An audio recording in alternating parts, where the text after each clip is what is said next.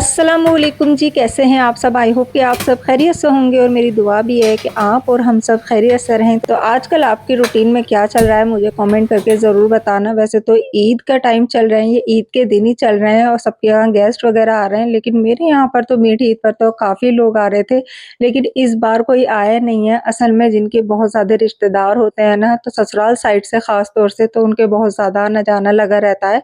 मेरे जो रिश्तेदार हैं, जितने मेरे रिलेटिव्स हैं, ज़्यादातर वो मेरे मैके वाले ही हैं और यहाँ की तरफ से यानी ससुराल से बस मेरी एक नंद थी शादीशुदा, वो भी अल्लाह को प्यारी हो गई हैं और मेरे हस्बैंड भी अकेले हैं। तो बस मैं तो है ना बड़ी बोरियत सी महसूस कर रही हूँ। खैर वो तो तिवास ईद पर मेरे छोटे वाले भाई और भाभी आ गए थे, भतीजे वगैरह आ गई थी, तो थोड़ी सी रौनक हो गई थी। फिर दोनों भतीजों को, जोया को और शिफा को, हमने रुका लिया था क्योंकि बच्चे भी बोर से हो रहे थे, तो हमने कहा चलो 2-4 दिन ही रह जाएंगे। खैर यहाँ पर जो है ना बस मैं किचन में आ गई थी और रूटीन थोड़ा सा ऐसा हो रहा है कि मतलब बच्चों की है ना छुट्टियां पड़ी हुई हैं स्कूल की, तो बच्चों का लेट सोना और लेट उठना हो रहा है। खाने का रूटीन कुछ ऐसा हो रहा है कि अगर नाश्ता हो रहा है तो लंच गायब हो रहा है और अगर लंच हो रहा है तो फिर नाश्ता गायब हो रहा है। मतलब वो एक ही टाइम रहता है, तो उसमें या तो लंच कर लो या तो फिर नाश्ता कर लो। बस मैं अभी जो है ना बच्चों को नाश्ता वगैरह कराकर किचन में आ गई थी कि चलो मैं अब जो है खाना वगैरह तैयार कर लेती हूँ। तो खाने में आज जो है ना मैं बना रही हूँ मटन अफगानी, तो बच्चों को ये बहुत ज्यादा पसंद है। तो सबसे पहले मैंने मटन को थोड़ा सा नमक और लहसुन अदरक का पेस्ट डालकर, इसको हल्का सा बिल्कुल पानी डालकर इसको स्टीम पर मैंने गला लिया था। बिल्कुल भी पानी मैंने इसमें नहीं रखना है। अभी हल्का सा पानी इसका बच गया था तो मैं इसको खोल के ऐसे ही खुशक कर रही हूँ।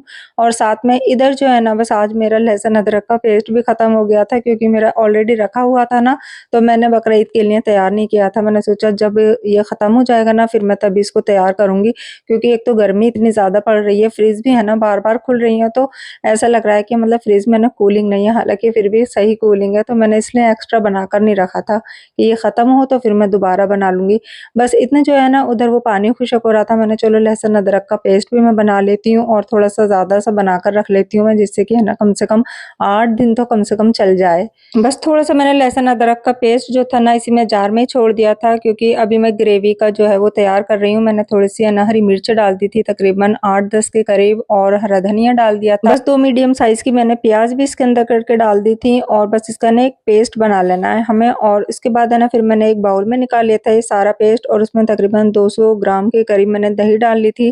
थोड़ा सा मैंने इसमें नमक डाला था, 1 चम्मच के करीब चाट मसाला डाल लिया है और 1 चम्मच मैंने इसमें सफेद मिर्च का पाउडर यानी दखनी मिर्च का पाउडर भी डाल लिया है। और जो हमने मटन को गला कर रखा था लहसुन अदरक के पेस्ट में और नमक में, वो भी हमने इसके अंदर डाल दिया। अब मैं इसको ना थोड़ी सी देर के लिए छोड़ दूंगी मैरिनेट होने के लिए। बस इधर साइड पर फिर मैं थोड़ा सा कुछ डेजर्ट में बना रही थी, क्योंकि इस बार जो खीर मैंने बहुत कम बनाई थी ईद पर, बस 5-6 किलो दूध की बनाई थी, तो वो बहुत जल्दी खत्म हो गई थी। अब मीठी की थोड़ी क्रेविंग हो गई थी कुछ डेजर्ट टाइप में, और जोया बोल रही थी अब वो कुछ ऐसा बनाना जो मतलब ठंडा होकर अच्छा लगे, मतलब गर्म नहीं। मैं शीर खुरमा बोल रही थी लेकिन उसने शीर खुरमा को मना कर दिया। वो चाह रही थी मतलब ठंडा वाला मीठा होना चाहिए जो फ्रिज में रखकर खाया जाए। तो यहाँ पर जो है ना मैंने दूध में थोड़ा सा कस्टर्ड पाउडर को दूध में मिलाकर इसका कस्टर्ड बना लिया था। अच्छा, मैंने सोचा चलो शीर खुरमा नहीं तो फिर मैं नवाबी सिवैयां बना देती हूँ, क्योंकि मेरे पास ऑलरेडी रखी हुई हैं बारीक वाली सिवैयां, तो वही काम आ जाएंगी, क्योंकि शीर खुरमा भी मुझे वही डालनी थी और मैं सोच रही थी कि बस उन्हें बना बुनू के उनके खत्म कर दूं।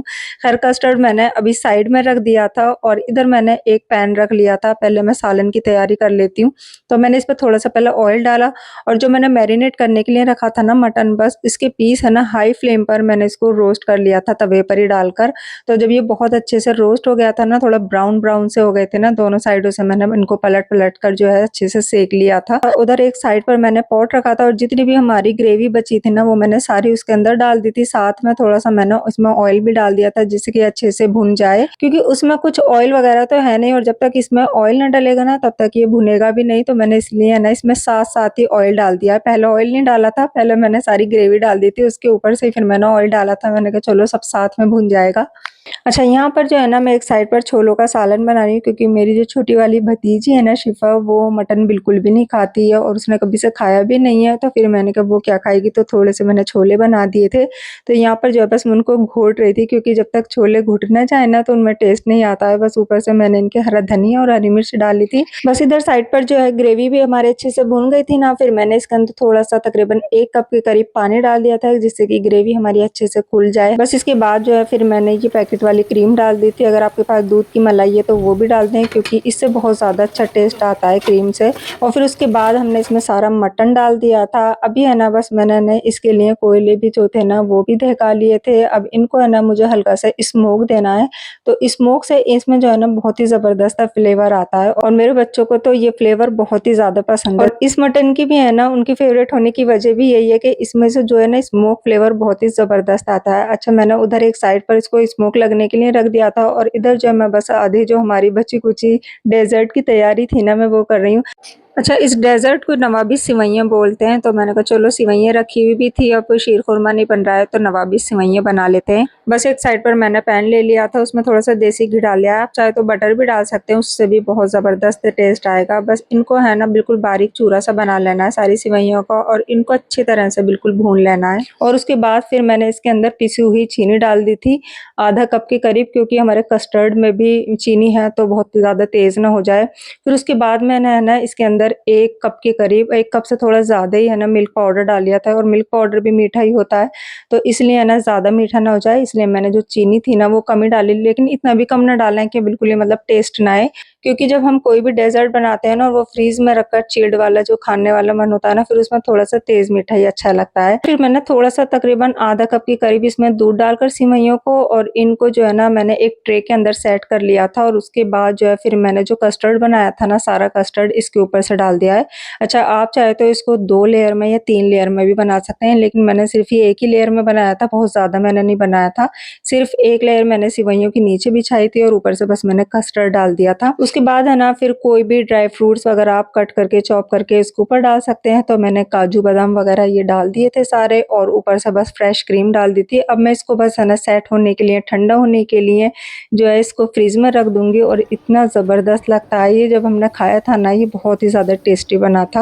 अच्छा, आज जो ये मेरा लंच है ना तकरीबन 5 बजे के करीब बनकर तैयार हुआ था, क्योंकि नाश्ता भी बहुत ज़्यादा लेट हुआ था, तो फिर मैंने सोचा चलो जब तक है ना बच्चे खाएँगे तब तक खाना जो है बन जाएगा। और बस मैं खाना वगैरह बनाकर फारिग हुई थी, और हमारा अचानक से प्लान बन गया था। हस्बैंड भी बोल रहे थे कि चलो इंडिया गेट चल रहे हैं, शाम का वक़्त, और वैसे भी इंडिया गेट पर शाम में ही ज़्यादा अच्छा लगता है। बस मैंने सारा खाना वगैरह जो था ना वो गाड़ी में ही रख लिया था, क्योंकि जब तक हम पहुँचेंगे ना तब तक हमें बहुत तेज़ भूख लगने लगेगी, तो हमने गरम-गरम सारा खाना, छोले वगैरह सब, हमने रोटियाँ जो थी ना वो हमने तंदूरी मंगा ली थी, और बच्चों ने सबने जो था ना गाड़ी में बैठते ही सबको इतनी तेज़ भूख लगी कि सबने बस बैठते ही है ना खाना खा लिया था, और उस टाइम पर सारा गरम भी था। मैंने जो ये सिंपल सा अपना कॉटन का सूट पहना था सेल्फ स्टिच्ड। अभी मैंने सारी ड्रेसेस आपके साथ शेयर की हैं, तो उसमें मेरी सारी ड्रेसेस जो थी ना समर डिजाइनिंग की थी, तो वो मैंने आपके साथ व्लॉग शेयर कर दिया है। उसमें तकरीबन 14 से 15 जोड़े मैंने आपके साथ शेयर किए थे डिजाइनिंग के, तो बस मैंने उसमें से एक ही वाला निकाल कर पहन लिया था। और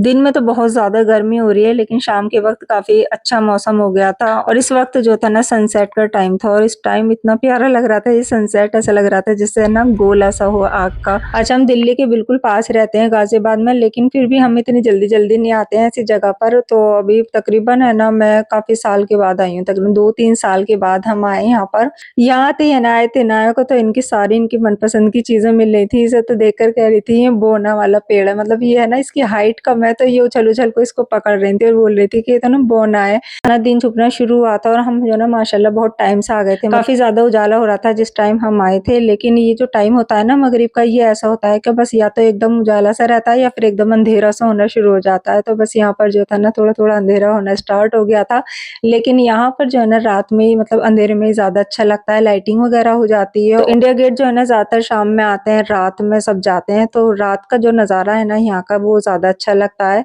तो बच्चे तो बड़े एंजॉय करते हैं ऐसी जगह पर। मुझे ज़्यादातर है ना नेचर वाली जगह पसंद है, जहाँ बस नेचर हो। मैं ना हिस्टोरिकल प्लेस से ना इतनी ज़्यादा पक चुकी हूँ, इतना ज़्यादा मेरा मतलब दिल नहीं करता है, लेकिन यह है कि बस बच्चों की वजह से है ना फिर हम आ जाते हैं कि चलो बच्चे घूम लेंगे। और यहाँ पर सबके हाथों में लाइट वाले रॉकेट लगे हुए थे, और आयत कह रही थी मम्मा ये मुझे भी दिलाओ। फिर आयत को भी हमने लाइट वाला रॉकेट दिलाया, लेकिन इससे ही उड़ाया नहीं जा रहा था। फिर हमने कहा इसे रख लो चुपचाप, और घर पर जाकर हम इसकी प्रैक्टिस कराएंगे तुम्हें। फिर हस्बैंड ने है ना थोड़ी सी देर के लिए इसे दिखाया, और जब तक इसे है ना प्रैक्टिस हुई ना, फिर हमने सोचा कि चलो अब आगे की साइड में चलते हैं। यहाँ पर इतना प्यारा, मतलब ये फाउंटेन वगैरह भी था, यहाँ बड़ी प्यारी सी हवा चल रही थी। थोड़ी सी देर के लिए हम यहाँ बैठे थे, क्योंकि क्योंकि यहाँ ऐसी जगह पर है ना कहीं बैठने का तो सिस्टम होता नहीं है, बस ये है कि थोड़ी सी देर कहीं भी बैठ जाऊँ जहाँ भी जगह मिलती है। अब इंसान घूमने आता है ना तो फिर जगह नहीं देखी जाती है, बस मुझसे है ना पता नहीं क्यों घास में नहीं बैठा जाता है। अगर कोई बेडशीट वगैरह हम लेकर जाते, चादर वगैरह, तो हम बिछाकर बैठ जाते, लेकिन मुझे पता नहीं क्यों अच्छा नहीं लगता, मुझे गंदा सा लगता है। तो खाली जगह पर बस यहाँ पर हम थोड़ी सी देर के लिए पहले बैठे थे और उसके बाद शिफा जो है मेरे साथ फोटो वगैरह शूट करा रही थी। मेरे छोटे वाले भाई की बेटी है और जो जोया है वो मेरे बीच वाले भाई की बेटी है। तो यहाँ पर जो है बस हमने थोड़ी बहुत पिक्स वगैरह ली थी और इस वक्त जो था ना यहाँ पे बड़ा प्यारा मंजर लग रहा था। यहाँ बड़ी प्यारी प्यारी सी हवा सी चल रही थी। यहाँ पर जो है ना बस बच्चे हल्के फुल्के स्नैक्स वगैरह ले रहे हैं, क्योंकि इन सब का बहुत ज्यादा पेट भरा हुआ था। हमने गाड़ी में ही खाना खाया था और वो जो टाइम था ना वो बहुत तेज वाला भूख का टाइम था, तो सबने पेट भर के खाना खा लिया था। दिल्ली में ना इतने सारे हिस्टोरिकल प्लेस हैं और सब जगह है ना इतना ही रश मिलेगा डेली। मैं तो यहाँ पर तीसरी बार आई हूँ और हर बार मुझे इतना ही रश मिलता है बेहिसाब। ऐसा लगता है सब लोग है ना बस यहीं पर आए घूमने के लिए। बहुत ज्यादा रश है और सब बच्चों के साथ है, क्योंकि बच्चों को ऐसी जगह पर ज्यादा अच्छा लगता है। तो 3 घंटे हमने यहाँ पर टाइम स्पेंड करा, बहुत ज्यादा अच्छा लगा यहाँ पर आकर। और काफी दिन के बाद आते हैं ना ऐसी जगह पर तो अच्छा लगता है, और जल्दी जल्दी आते रहो ना तो फिर बोरियत सी लगती है। अच्छा, इंडिया गेट पर अंदर की साइड तो ये किसी को भी नहीं बैठने देते। जब बाहर निकल कर आते हैं ना वहां पर ये घास वगैरह है तो यहाँ पर बैठ सकते हैं। तो सब लोग है ना बस अंदर से आकर यहाँ पर बैठ रहे थे, और जो जिसको भी खाना पीना था ना जो भी चीज वो यहीं पर ही बैठ के खा रहे थे। फिर हमने भी बच्चों के लिए ये भेलपूरी ली थी, बच्चों का मन करा था।